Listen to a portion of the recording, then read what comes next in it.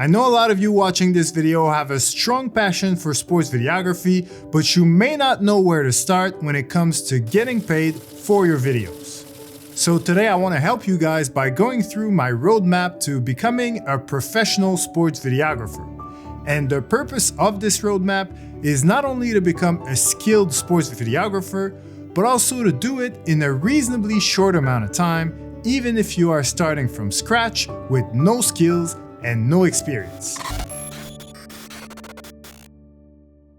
As a beginner in this field, there's always one thing keeping you from making money with sports videography, and it's always the same thing: a lack of confidence. But you got no confidence lately. We all have the same fears when we start, and those fears, 3 in particular, are the only things between sports videography being your hobby and sports videography being your job, or at least a very good side hustle. The 3 fears I'm talking about are the fear of not being good enough, the fear of not being able to get clients, and the fear of charging either too much or not enough money for your videos. So let's address those 3 fears one by one. The fear of not being good enough goes away with practice and experience. Don't worry about your gear, your image quality, or having all the latest technology and autofocus and other camera features. The only thing that matters is how creative and confident you can get with a camera and a computer. So get out there, film your friends, film your kids, film the local school team, and edit, edit, edit. Don't be afraid to try new things, go learn new things on YouTube, and then try those new things you just learned, and keep going like that again and again. And don't forget to post your videos in our sports videography community Facebook group and ask for feedback. Whether it's at the amateur or pro level, there's nothing more impressive than someone who can tell an amazing story or can produce a super creative piece of content, even though it's pretty obvious by the image quality that they are very limited by their equipment. Because with someone like that, anyone watching can tell straight away that we're dealing with someone who knows exactly what they're doing. This is not an average sports videographer who's hiding behind expensive gear and presets and things like that. We're dealing with someone who's a creative storyteller that can turn any piece of content into something super engaging and fun to watch. And that's 9 times out of 10 exactly what clients are looking for. But to get there, again, it takes a lot of practice and also some discipline. Because if you can be disciplined enough to have a high frequency of shoots and edits, you can get there a lot faster than you think. If I start earlier, I can train more hours. And I know the other guys aren't doing it because I know what their training schedule is, right? And so now you do that, and as the years go on, the separation that you have with your competitors and your peers just grows larger and larger and larger and larger and larger. And by year 5 or 6, doesn't matter what kind of work they do in the summer, they're never going to catch up. The confidence comes from preparation. So when the game's on the line, I'm not asking myself to do something that I haven't done thousands of times before. When it comes to finding clients, that's a process that's gonna happen at first organically by posting your work on Instagram.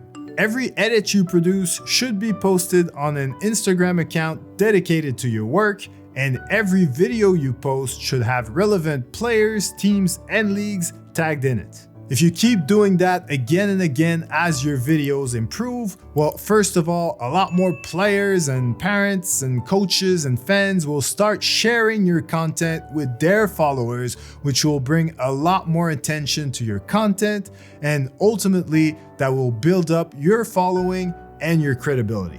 The second thing that will happen is that a lot of those players, parents, and coaches will start reaching out asking for your prices to produce content, edit, shoot, whatever.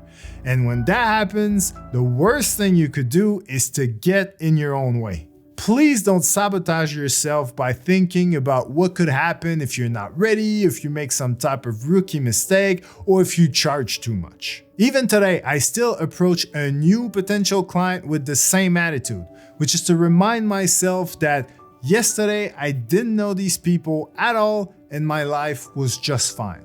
So even if worst case scenario, I mess things up completely and never hear from them again, I'm still right back where I started, except that now I've learned from the experience and I'm a little bit more prepared for the next one.